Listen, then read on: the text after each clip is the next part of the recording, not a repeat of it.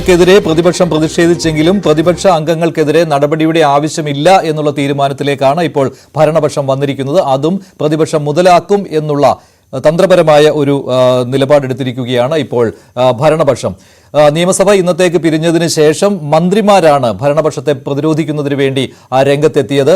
പ്രതിപക്ഷത്തിന്റെ ഭാഗത്തു നിന്നുണ്ടായ ഗുരുതര വീഴ്ചയാണ് ഇന്ന് നിയമസഭയിൽ കണ്ടതെന്നാണ് മന്ത്രിമാർ പറഞ്ഞത്. എം ബി രാജേഷും കെ രാജനും പി രാജീവും മാധ്യമങ്ങളെ കാണുകയുണ്ടായി.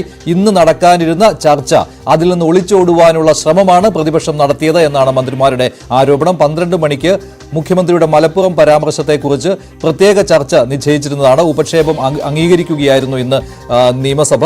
അതുകൊണ്ട് തന്നെ ആ ചർച്ച ഒഴിവാക്കുന്നതിന് വേണ്ടിയുള്ള ശ്രമം പ്രതിപക്ഷം നടത്തി എന്നുള്ള ആരോപണമാണ് മന്ത്രിമാർ ഉന്നയിച്ചത്. അവരുടെ വാക്കുകളിലേക്ക്. സാധാരണഗതിയിൽ ആ ചർച്ചയിലൂടെ ഇതേവരെ കെട്ടിപ്പോക്കിയ പല നുണകളും തുറന്നു കാട്ടപ്പെടും എന്ന് അവർ ഭയന്നു. അടിയന്തര പ്രമേയ ചർച്ച എങ്ങനെയും ഒഴിവാക്കണം.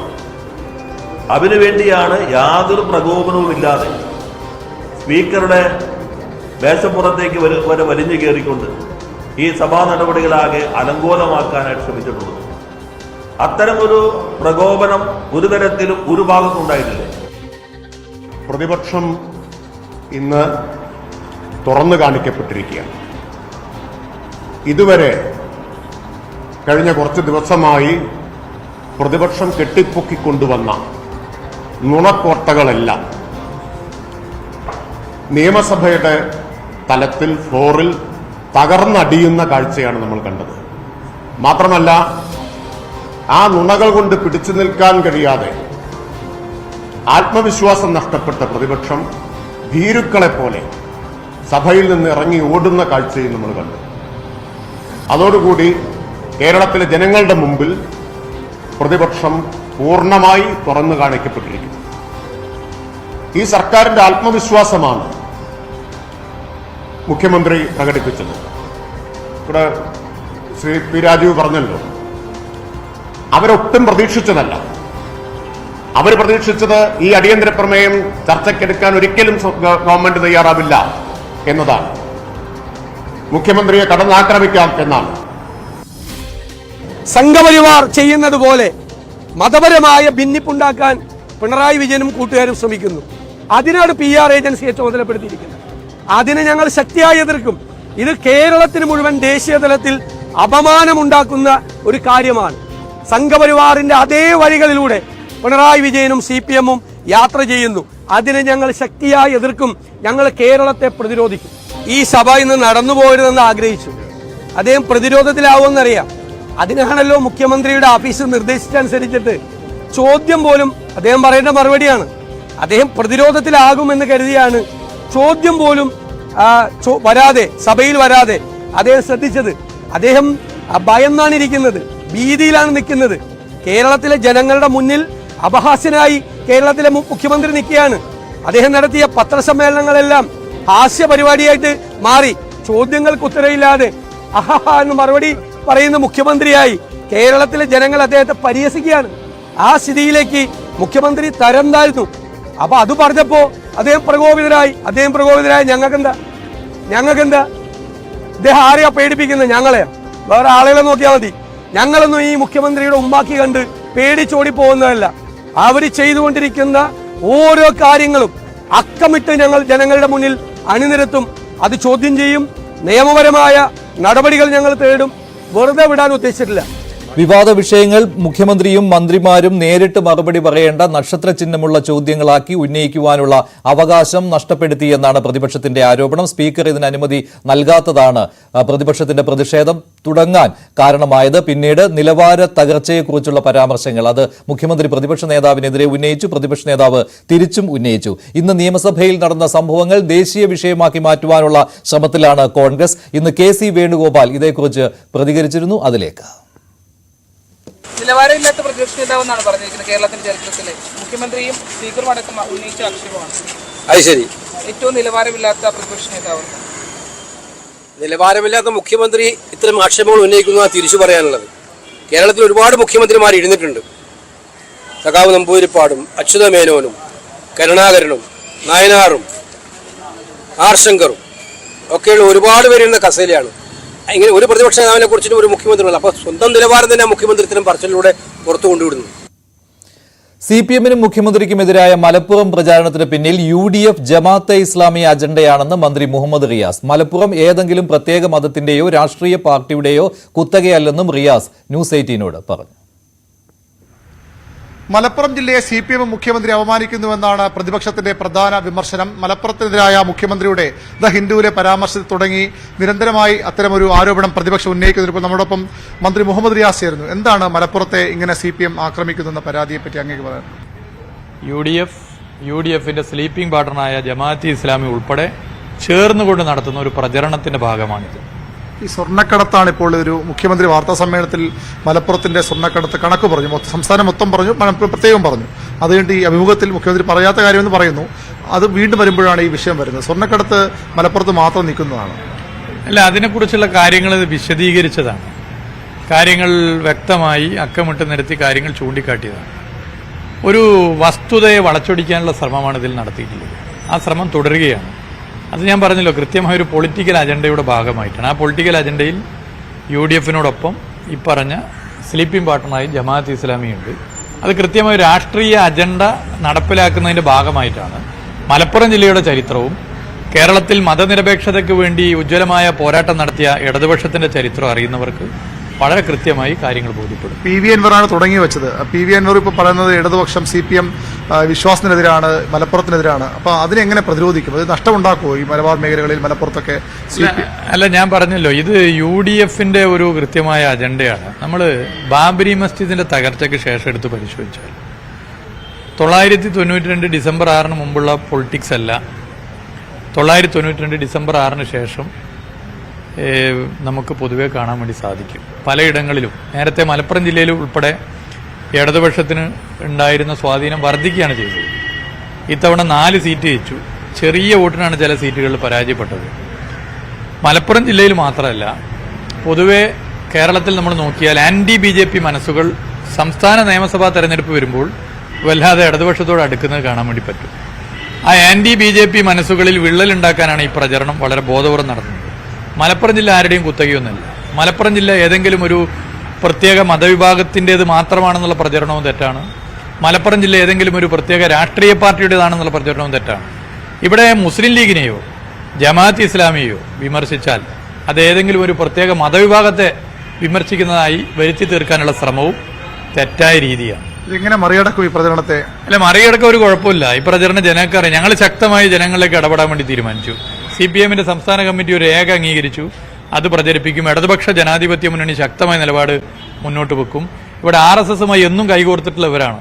എന്തുകൊണ്ട് തൃശ്ശൂർ തെരഞ്ഞെടുപ്പ് DCC ഓഫീസിൽ സംഘർഷം വരെ നടന്നു? DCC പ്രസിഡന്റിനെ മാറ്റി, പാലക്കാട് നിന്ന് DCC പ്രസിഡന്റിനെ കൊണ്ടുവന്നു, UDF കൺവീനറെ മാറ്റി. താമര ജയിക്കാൻ, കേരളത്തിന്റെ ചരിത്രത്തിൽ ആദ്യമായി താമര ജയിക്കാൻ 20 സീറ്റിൽ BJP ജയിക്കാൻ വേണ്ടി വോട്ട് കോൺഗ്രസ് മറിച്ചു എന്നുള്ള ആരോപണം അന്വേഷിക്കുന്ന KPCCയുടെ അന്വേഷണ കമ്മീഷൻ റിപ്പോർട്ട് എവിടെ?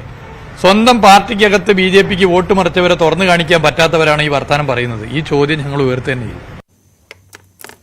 മുഖ്യമന്ത്രി പിണറായി വിജയന്റെ മലപ്പുറം വിരുദ്ധ പ്രസ്താവനയ്ക്കെതിരെ യൂത്ത് ലീഗ് മലപ്പുറത്ത് SP ഓഫീസിലേക്ക് മാർച്ച് നടത്തി. പ്രതിഷേധക്കാർക്ക് നേരെ പോലീസ് ജലപീരങ്കി പ്രയോഗിച്ചു. മുഖ്യമന്ത്രി രാജിവെക്കണം എന്നാവശ്യപ്പെട്ടുകൊണ്ടാണ് യൂത്ത് ലീഗിന്റെ മാർച്ച്.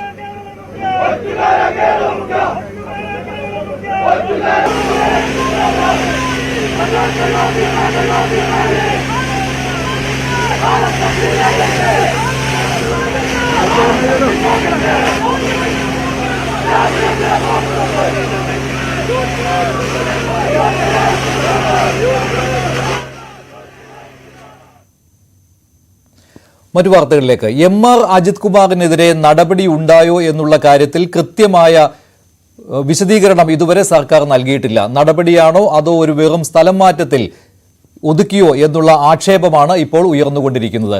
DGP അതേസമയം സർക്കാരിന് നൽകിയ റിപ്പോർട്ടിൽ ഗുരുതരമായ പരാമർശങ്ങളാണ് ഉള്ളത്. RSS നേതാക്കളുമായി MR അജിത് കുമാർ കൂടിക്കാഴ്ച നടത്തിയത് ഗുരുതരമായ തെറ്റാണെന്നാണ് DGP റിപ്പോർട്ടിൽ പറഞ്ഞിട്ടുള്ളത്. എന്നാൽ ഇക്കാര്യം നടപടിയെടുക്കുമ്പോൾ പരിഗണിച്ചില്ല. DGPയുടെ അഭിപ്രായവും തേടിയിട്ടില്ല. DGP പദവി ഉൾപ്പെടെയുള്ള നേട്ടങ്ങളാണ് കൂടിക്കാഴ്ചയുടെ ലക്ഷ്യമെന്ന് സംശയിക്കുന്നതായും DGPയുടെ റിപ്പോർട്ടിൽ പറയുന്നുണ്ട്. അതേസമയം എന്ത് കാരണത്താലാണ് ADGP MR അജിത് കുമാറിനെ ക്രമസമാധാന പാലനത്തിൽ നിന്ന് മാറ്റിയത് അത് RSS നേതാക്കളുമായി കൂടിക്കാഴ്ച നടത്തിയതുകൊണ്ടാണോ എന്നുള്ള കാര്യമൊന്നും സർക്കാർ ഇതുവരെ വ്യക്തമാക്കിയിട്ടില്ല. ഇക്കാര്യം സർക്കാർ തലത്തിൽ തന്നെ വ്യക്തമാക്കുമെന്നാണ് ഇന്ന് CPM സംസ്ഥാന സെക്രട്ടറി MV ഗോവിന്ദൻ പറഞ്ഞത്. VV വിനോദ് തയ്യാറാക്കിയ റിപ്പോർട്ട് കാണാം. ADGP MR അജിത് കുമാറിനെ സ്ഥലം മാറ്റിയെങ്കിലും ആ നടപടിയും വിവാദത്തിലാവുകയാണ്. ADGPക്ക് പരമാവധി ക്ഷീണം ഉണ്ടാകാതിരിക്കുക അതിനുവേണ്ടിയുള്ള നീക്കമാണ് സർക്കാർ നടക്കുന്നത്. മുഖ്യമന്ത്രി ആ നിലയിൽ സംരക്ഷിക്കുന്നു എന്ന തരത്തിലുള്ള വിലയിരുത്തലാണ് ഉണ്ടാകുന്നത്. അതിൽ പ്രധാനമായും DGPയുടെ റിപ്പോർട്ടിലുള്ള പരാമർശങ്ങൾ, അത് RSS നേതാക്കളെ കണ്ടത് എന്തിന് എന്ന ചോദ്യം കൃത്യമായ ഉത്തരം ADGPയുടെ ഭാഗത്തു നിന്ന് ലഭിക്കുന്നില്ല. സ്വകാര്യ സന്ദർശനമാണെങ്കിൽ പോലും അത് എന്തിനു വേണ്ടിയായിരുന്നു എന്ന് വിശദീകരിക്കാൻ കഴിയുന്നില്ല. മാത്രമല്ല സർവീസ് ചട്ടത്തിന്റെ ലംഘനമായി കണക്കാക്കേണ്ടിയിരിക്കുന്നു. ഭാവിയിൽ സംസ്ഥാന പോലീസ് മേധാവി ആകുന്നതിന് വേണ്ടിയുള്ള നീക്കം അങ്ങനെ പോലും വിലയിരുത്തപ്പെടുന്നുണ്ട്. രാഷ്ട്രപതിയുടെ മെഡൽ നേടുക എന്ന ഉദ്ദേശം, അങ്ങനെ വിമർശനങ്ങളും ആരോപണങ്ങളും നേരത്തെ ഉയർന്നു വന്നതാണ്. അതിനെ സാധൂകരിക്കുന്ന തരത്തിലായിരുന്നു DGPയുടെ റിപ്പോർട്ട്. എന്നാൽ ഈ ഗുരുതര പരാമർശങ്ങൾ പരിഗണിക്കാതെയോ DGPയുമായി കാര്യമായ കൂടിയാലോചനകൾ അക്കാര്യത്തിൽ നടത്താതെയോ സ്ഥലം മാറ്റത്തിലേക്ക് മാത്രം ഒതുക്കി എന്ന വിമർശനം. മാത്രമല്ല സാധാരണ നിലയിൽ ഒരു അന്വേഷണ റിപ്പോർട്ടിന്റെ അടിസ്ഥാനത്തിലാണ് നടപടിയെടുക്കുന്നതെങ്കിൽ അങ്ങനെ ഇറങ്ങുന്ന ഉത്തരവിൽ എന്തുകൊണ്ടാണ് സ്ഥലം മാറ്റുന്നത് അല്ലെങ്കിൽ സസ്പെൻഡ് ചെയ്യുന്നത്, മറ്റേതെങ്കിലും നടപടിയാണെങ്കിൽ അക്കാര്യങ്ങൾ ഇതെല്ലാം തന്നെ ഈ ഉത്തരവിൽ വിശദീകരിക്കും. കഴിഞ്ഞ ദിവസം ADGPയെ ബറ്റാലിയൻ ചുമതലയിലേക്ക് മാറ്റിക്കൊണ്ടുള്ള ഉത്തരവിറങ്ങുമ്പോൾ എന്തുകൊണ്ട് മാറ്റുന്നു എന്ന കാര്യം വിശദീകരിക്കുന്നില്ല. മനോജ് എബ്രഹാമിനെ ലോ ആൻഡ് ഓർഡർ ADGP സ്ഥാനത്തേക്ക് കൊണ്ടുവരുന്നു. അതിനപ്പുറത്തേക്ക് ആ ഉത്തരവിൽ എന്തുകൊണ്ട് ഇങ്ങനെ ഒരു സ്ഥലം മാറ്റം എന്നത് വിശദീകരിക്കുന്നില്ല. മാത്രമല്ല സ്ഥലം മാറ്റം ഒരു നടപടിയായി പരിഗണിക്കാനും കഴിയില്ല. അതുകൊണ്ട് തന്നെ ADGPയെ കൂടുതൽ സംരക്ഷിച്ചു നിർത്തുന്നു. പരമാവധി ക്ഷതമുണ്ടാകാത്ത തരത്തിൽ ADGPയെ സംരക്ഷിക്കുക, അങ്ങനെ ഒരു നിലയിലേക്കാണ് കാര്യങ്ങൾ എത്തുന്നത്. മറ്റൊന്ന്, മനോജ് എബ്രഹാം ഉടൻ ഇന്റലിജൻസ് തലപ്പത്ത് നിന്ന് മാറില്ല. പ്രധാനമായും നിയമസഭാ സമ്മേളനം നടക്കുന്ന സമയമാണ്. പ്രധാന വിവരങ്ങൾ സർക്കാരിനെ സംബന്ധിച്ച് സമാഹരിക്കുന്നത് ഇന്റലിജൻസിലൂടെയാണ്. ഈ ഒരു ഘട്ടത്തിൽ പെട്ടെന്ന് ആ ചുമതലയിൽ നിന്ന് മാറ്റിക്കഴിഞ്ഞാൽ നിയമസഭയിൽ അത് സർക്കാരിന് കൂടുതൽ പ്രതിസന്ധി സൃഷ്ടിക്കും. VV Vinod, news 18 Thiruvananthapuram. എന്നാൽ MR അജിത് കുമാറിനെ ക്രമസമാധാന പാലന ചുമതലയിൽ നിന്ന് മാറ്റിയതിൽ സന്തോഷമുണ്ടെന്നും സ്വാഗതം ചെയ്യുകയാണെന്നും VS സുനിൽകുമാർ പറഞ്ഞു. ഏറ്റവും കൂടുതൽ ശക്തമായിട്ട് ഈ വിഷയം ഉന്നയിച്ച നേതാക്കളിൽ ഒരാളായിരുന്നു VS സുനിൽകുമാർ. ഇപ്പോൾ എടുത്തിരിക്കുന്ന നടപടി അതിൽ ആശയക്കുഴപ്പത്തിന്റെ കാര്യമില്ല എന്നാണ് VS സുനിൽകുമാർ പറയുന്നത്. അദ്ദേഹത്തിന്റെ വാക്കുകളിലേക്ക്. അല്ല, അങ്ങനെ ഒരു സമ്മർദ്ദം ഉപയോഗപ്പെടുത്തി എന്നൊന്നും പറയേണ്ട കാര്യമില്ല. കാരണം ഒരു മുന്നണിയാകുമ്പോൾ പല രീതിയിലുള്ള ചർച്ചകൾ, ഒരു ഗവൺമെന്റ് ആകുമ്പോൾ പ്രത്യേകിച്ച് ഉന്നത ഉദ്യോഗസ്ഥന്മാരുമായി ബന്ധപ്പെട്ട കാര്യങ്ങളിലെല്ലാം ചർച്ചയുമായി ബന്ധപ്പെട്ട് കണ്ടുള്ള തീരുമാനങ്ങളൊക്കെ വരുന്നത് സ്വാഭാവികമാണ്.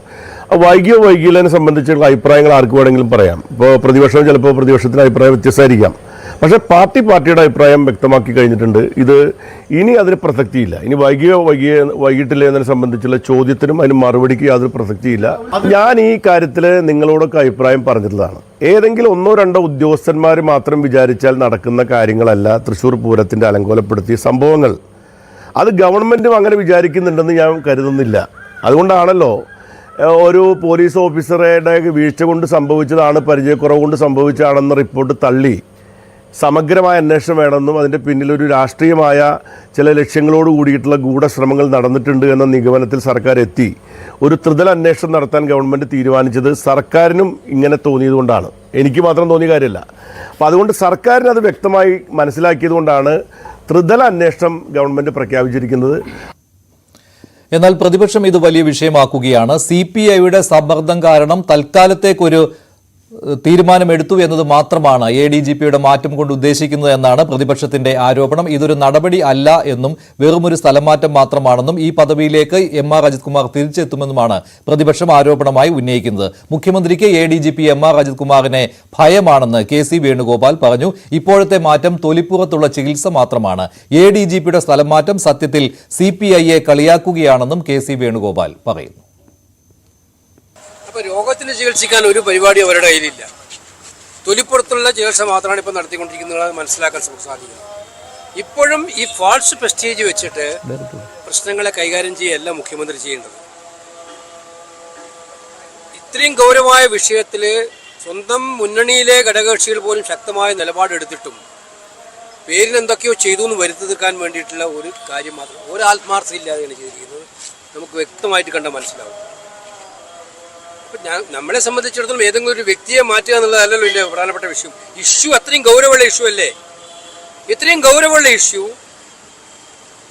താങ്കളുടെ തന്നെ മുന്നണിയിലെ ഘടകകക്ഷിയിലെ ഏറ്റവും പ്രധാനപ്പെട്ട നേതാക്കൾ നിരന്തരമായി പറഞ്ഞുകൊണ്ടിരിക്കുന്ന ഇഷ്യൂവിൽ ഇങ്ങനെയാണോ സത്യത്തിൽ CPI കളിയാക്കുക ചെയ്തത് എന്നാണ് എൻ്റെ അഭിപ്രായം. കേരളത്തിലെ ആഭ്യന്തര വകുപ്പിനെ നയിക്കുന്നത് അമിത്ഷായാണ്. ബഹുമാനപ്പെട്ട കേരളത്തിന്റെ മുഖ്യമന്ത്രിക്ക് ആ കാര്യത്തിൽ യാതൊരു ഉത്തരവാദിത്വമില്ല. അമിത്ഷായും അദ്ദേഹം നിർദ്ദേശിക്കുന്ന ആളുകളും എഴുതി കൊടുക്കുന്ന പ്രസ്താവനകളാണ് അദ്ദേഹത്തിൻ്റെതായി പുറത്തു വരുന്നത്. ഡൽഹിയിലെ പത്രസമ്മേളനത്തിന്റെ ചിത്രം നമുക്ക് വ്യക്തമായി അറിഞ്ഞതാണ്. ഞാൻ ആദ്യം പറയുന്നുണ്ട്, 2024 ഏറ്റവും വലിയ തമാശയായിരിക്കും അത് തന്നെയാണ് സംഭവിച്ചത്.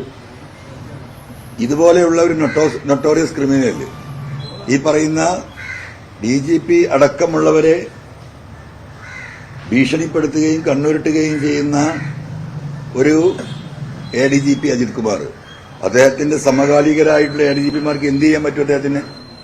അപ്പൊ അദ്ദേഹം ആ പോലീസ് ഹെഡ്ക്വാർട്ടേഴ്സിൽ ഇരിക്കുന്നിടത്തോളം കാലം പോലീസിന്റെ എല്ലാ ഭാഗങ്ങളും, അത് SSP ആയാലും ക്രൈംബ്രാഞ്ച് ആയാലും വിജിലൻസ് ആയാലും ഇന്റലിജൻസ് ആയാലും, ഈ ADGPമാരെ ഒക്കെ കണ്ണുരുട്ടി ഭീഷണിപ്പെടുത്തുന്ന മുഖ്യമന്ത്രിയുടെ, ഞാൻ ഇന്നലെ പറഞ്ഞല്ലോ, മന്ദപുത്രൻ എന്ന് പറയുന്ന ഗണത്തിൽപ്പെടുന്ന ഒരാൾക്കെതിരെ എന്ത് നടപടിയെ സ്വീകരിക്കാൻ കഴിയുക? ഇപ്പൊ തന്നെ എന്താണ് DGP കൊടുത്ത റിപ്പോർട്ട്? മുഖ്യമന്ത്രി ഒരിക്കലും അങ്ങനെ റിപ്പോർട്ട് DGPയിൽ നിന്ന് വരും എന്ന് പ്രതീക്ഷിച്ചതല്ല.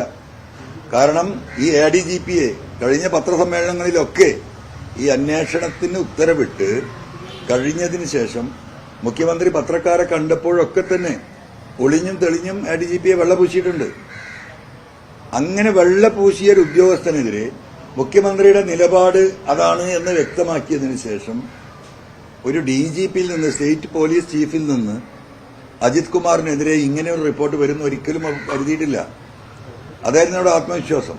പക്ഷേ DGP കൃത്യമായ റിപ്പോർട്ട് കൊടുത്തു. ആ റിപ്പോർട്ടിൽ പറയുന്നത് നമ്മുടെ അദ്ദേഹത്തിന്റെ സ്വത്ത് സമ്പാദനം അടക്കം അതിൽ സൂചിപ്പിക്കുന്നുണ്ട്. അദ്ദേഹത്തെ സസ്പെൻഡ് ചെയ്ത് പുറത്തു നിർത്തണമെന്നാണ്. മലപ്പുറത്തെ പോലീസ് ഉദ്യോഗസ്ഥർക്കെതിരായ ബലാത്സംഗ പരാതി കള്ളമാണെന്ന് സർക്കാർ ഹൈക്കോടതിയെ അറിയിച്ചു. പരാതിക്ക് ഒരടിസ്ഥാനവുമില്ലെന്നാണ് സർക്കാരിന്റെ വാദം. പരാതിക്കാരിയുടെ മൊഴികൾ പരസ്പര വിരുദ്ധമാണ്. SP അടക്കമുള്ളവർക്കെതിരെ കേസെടുക്കാനുള്ള തെളിവില്ല. വ്യാജ പരാതിയിൽ കേസെടുത്താൽ ഉദ്യോഗസ്ഥരുടെ മനോവീര്യം തകരും. സംഭവം നടന്ന സ്ഥലം, തീയതി എന്നിവയിലെല്ലാം പരാതിക്കാരിയുടെ മൊഴികൾ പരസ്പര വിരുദ്ധമാണ്. ഉദ്യോഗസ്ഥരുടെ CDR അടക്കമുള്ളവ പരിശോധിച്ചെന്നും സർക്കാർ ഹൈക്കോടതിയെ അറിയിച്ചു. കേസെടുക്കാനുള്ള ഒരു തെളിവുമില്ല. ബലാത്സംഗ പരാതി നൽകിയിട്ടും പോലീസ് കേസെടുത്തില്ലെന്നാരോപിച്ച് വീട്ടമ്മ നൽകിയ ഹർജിയിലാണ് സർക്കാരിന്റെ സത്യവാങ്മൂലം. പരാതിക്കാരിയുടെ ഹർജി തള്ളണമെന്നും സർക്കാർ കോടതിയോട് ആവശ്യപ്പെട്ടു.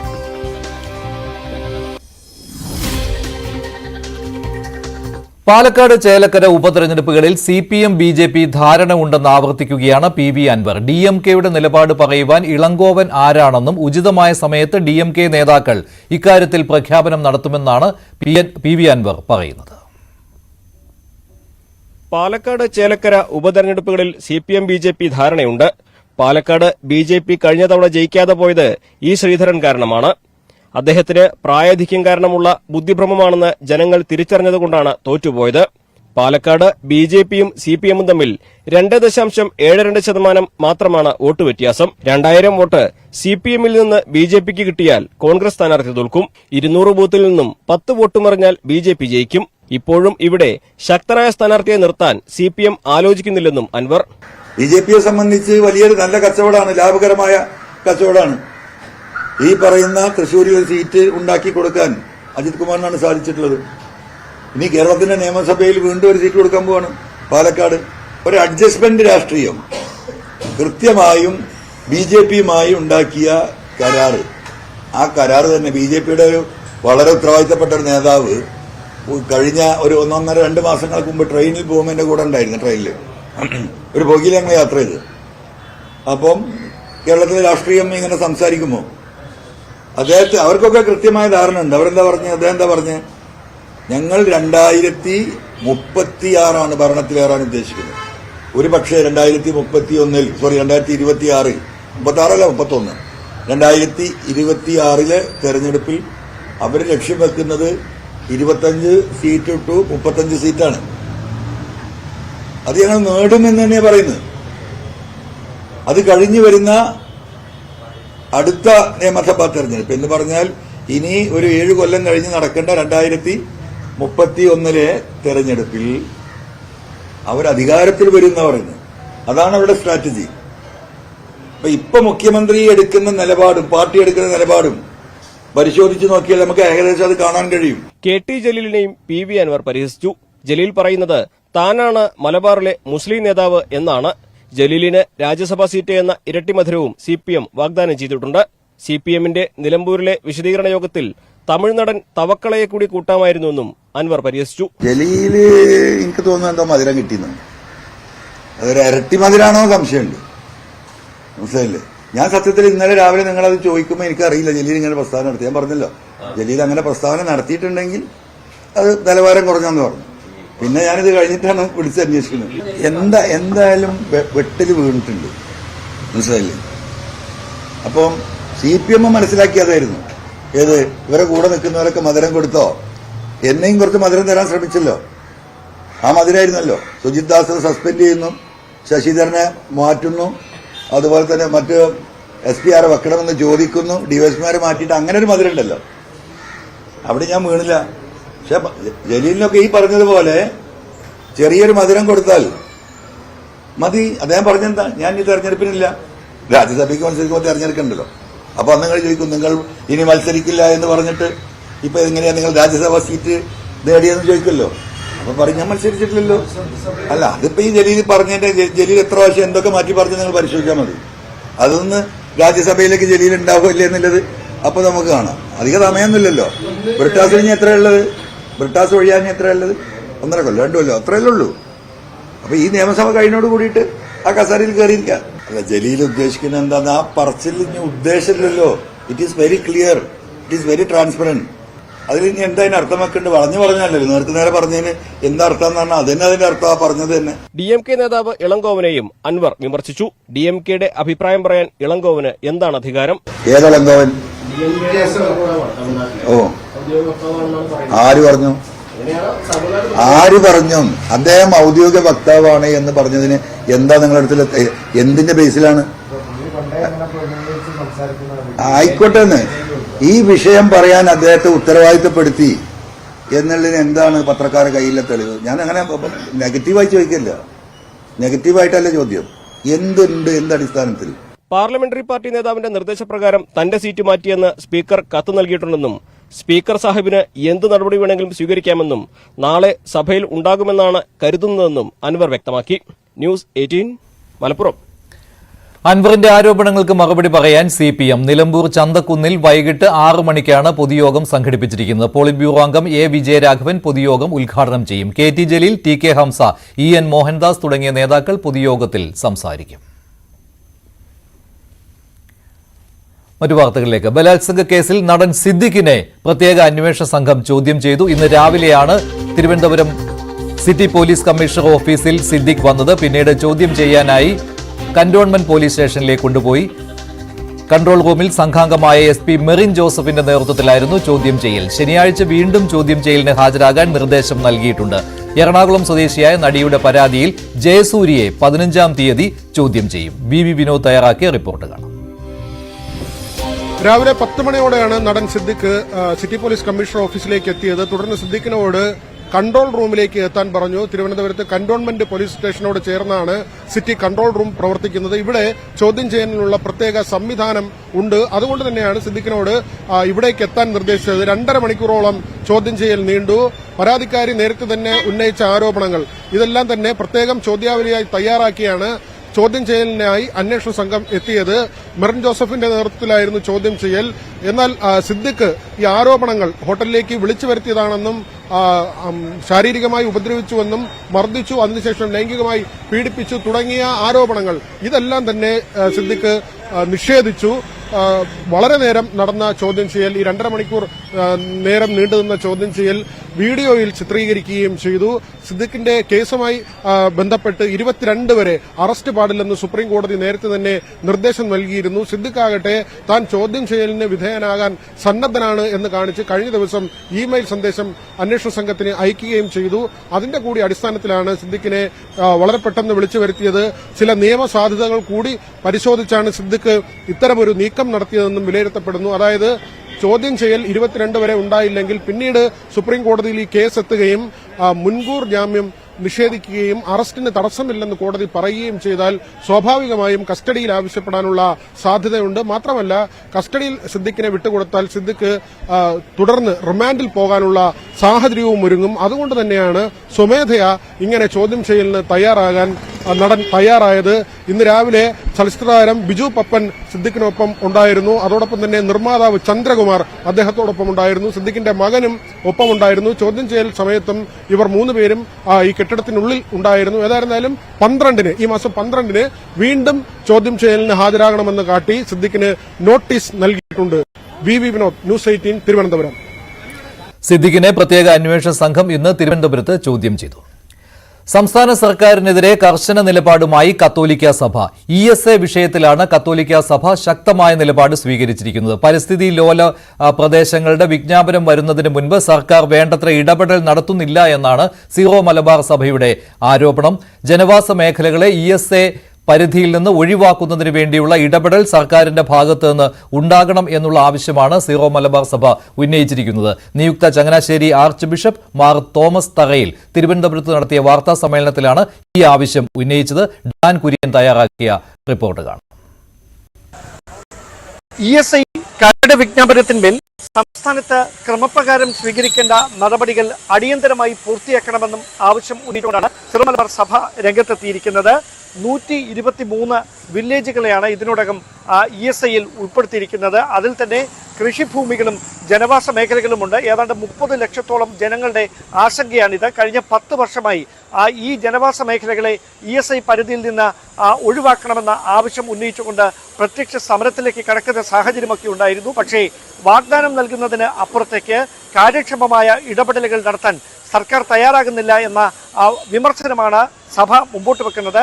പ്രധാനമായി എടുത്തു പറയുന്ന കാര്യം ഭരണപ്രതിപക്ഷം ഒരുമിച്ച് നിന്ന് ജനവാസ മേഖലകളെ ESI പരിധിയിൽ നിന്ന് ഒഴിവാക്കണമെന്ന് പറയുന്നുണ്ടെങ്കിലും അതിനുവേണ്ടി കാര്യക്ഷമമായ ഇടപെടൽ നടത്താൻ സർക്കാരിന്റെ വിവിധ വകുപ്പുകൾക്ക് കഴിയാതെ പോകുന്നുവെന്ന വിമർശനവും മാർ തോമസ് തറയിൽ മാധ്യമങ്ങളിലൂടെ വ്യക്തമാക്കിയിട്ടുണ്ട്. കേന്ദ്ര സർക്കാർ അന്തിമ വിജ്ഞാപനമിറക്കാൻ ഏതാനും നാളുകൾ മാത്രം ബാക്കി നിൽക്കുന്ന ഒരു പശ്ചാത്തലത്തിൽ ഇതുമായി ബന്ധപ്പെട്ട പരാതികൾ പരിഹരിക്കുന്നതിന് വേണ്ടി കൃത്യമായ ഇടപെടൽ ഉണ്ടാകണമെന്ന ആവശ്യമാണ് മാർ തോമസ് തറയിൽ വ്യക്തമാക്കുന്നത്. നമ്മൾ ജനങ്ങളിൽ ഒന്നും മറച്ചു വെച്ചൊരു കാര്യമില്ല. കേരളത്തിലാണെങ്കിൽ ജനസാന്ദ്രത വളരെ കൂടിയ ഒരു നാടാണ്. നമ്മുടെ ജനങ്ങൾക്ക് ഇവിടെ താമസിക്കാൻ ആവശ്യത്തിന് സ്ഥലമില്ലാത്ത സാഹചര്യത്തിൽ അതൊന്ന്. രണ്ടാമതായിട്ട് വനവിസ്തൃതി മറ്റ് സംസ്ഥാനങ്ങളെ അപേക്ഷിച്ച് വളരെ കൂടുതലാണ് കേരളത്തിൽ. വനം നമ്മുടെ കേരളത്തിന് ആവശ്യത്തിലേറെയോ ഉണ്ട്. അതുകൊണ്ട് ആ ഒരു കാര്യം കൂടെ പരിഗണിച്ചുകൊണ്ട് ജനങ്ങളുടെ ആവാസത്തെ സഹായിക്കുന്ന നിലപാടുകൾ സ്വീകരിക്കണം. അതിനുള്ള നടപടിക്രമങ്ങൾ ഉണ്ടാവണം.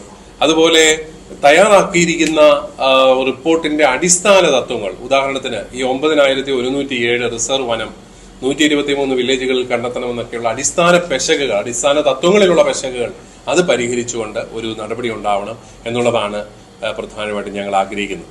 ESI ജിയോ കോർഡിനേറ്റ് മാപ്പുകൾ ബയോഡൈവേഴ്സിറ്റി ബോർഡിന്റെ വെബ്സൈറ്റിൽ പരാതികൾ സമർപ്പിക്കാൻ കഴിയുന്ന വിധത്തിൽ ലഭ്യമാക്കണമെന്ന ആവശ്യവും മുമ്പോട്ട് വെക്കുന്നുണ്ട്. ഇതിനോടനുബന്ധിച്ച് ഉമ്മൻ കമ്മിറ്റി റിപ്പോർട്ടിൽ ചില തെറ്റായ വിവരങ്ങൾ പരാമർശിച്ചിട്ടുണ്ട്.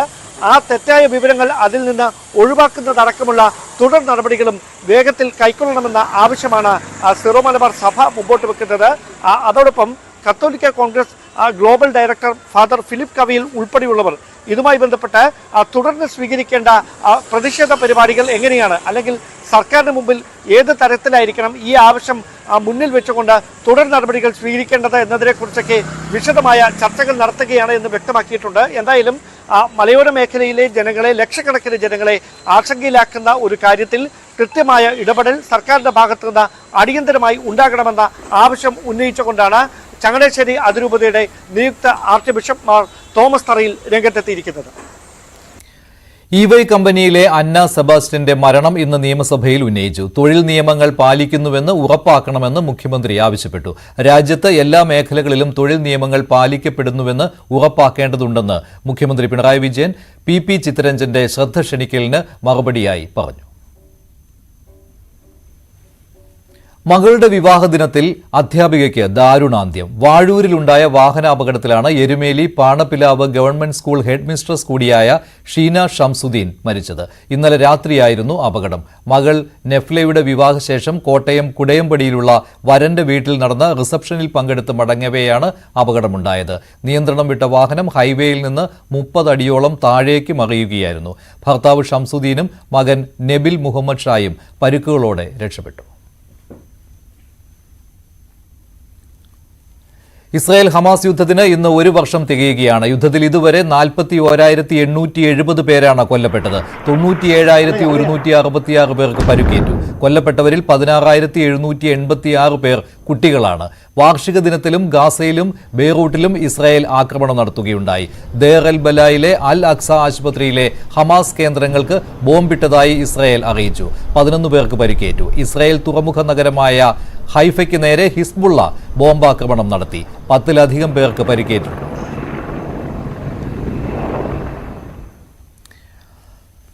ജമ്മുകശ്മീർ ഹരിയാന നിയമസഭാ തെരഞ്ഞെടുപ്പുകളുടെ വോട്ടെണ്ണൽ നാളെ രാവിലെ 8 മണിക്ക് തുടങ്ങും. 8:30യോടെ ആദ്യ ഫലസൂചനകൾ കിട്ടും. എക്സിറ്റ് പോളുകളിൽ കോൺഗ്രസും ഇന്ത്യ സഖ്യവും പ്രതീക്ഷയർപ്പിക്കുകയാണ്. ജനവിധി തുണയ്ക്കുമെന്ന കണക്കുകൂട്ടൽ BJPക്കുണ്ട്.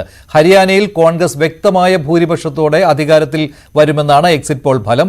ജമ്മു കശ്മീരിൽ തൂക്ക് സഭയാണ് എക്സിറ്റ് പോൾ പറയുന്നത്. എക്സിറ്റ് പോൾ പ്രവചനങ്ങൾക്ക് പിന്നാലെ ദേശീയ നേതൃത്വവുമായുള്ള ചർച്ചയ്ക്കായി ഭൂപീന്ദർ സിംഗ് ഹൂഡ ഡൽഹിയിൽ എത്തിയിട്ടുണ്ട്. സൈബർ തട്ടിപ്പിനെതിരായി ന്യൂസ് 18 പരമ്പര വലയിൽ വീഴരുത്.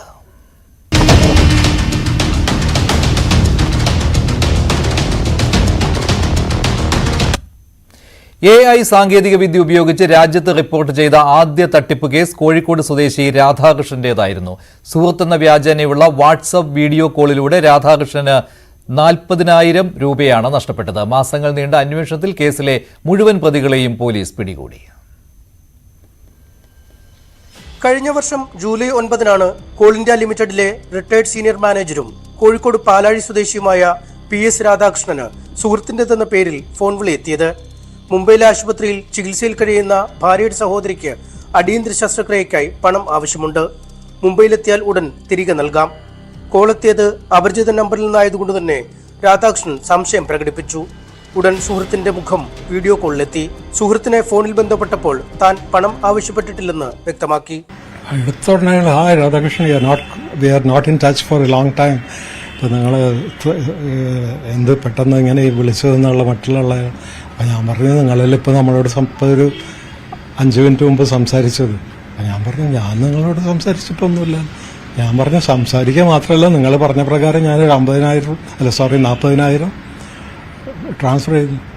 ആളാകെ കൂടെ പരിഭ്രമിച്ച ആൾ പറഞ്ഞു ഞാൻ നിങ്ങളോട് പൈസ ആവശ്യപ്പെടില്ല, എനിക്ക് പൈസയുടെ ആവശ്യമില്ല, ഞാനിപ്പോൾ എയർപോർട്ടിലാണ്, ഇപ്പോൾ ബോർഡിങ്ങിന് വെയിറ്റിങ്ങിലാണ്, അതുകൊണ്ട് ഞാൻ വൈകിട്ട് തിരിച്ചു വിളിക്കാം, നമുക്ക് അപ്പോൾ സംസാരിക്കാമെന്ന് പറഞ്ഞ് കട്ട് ചെയ്തു.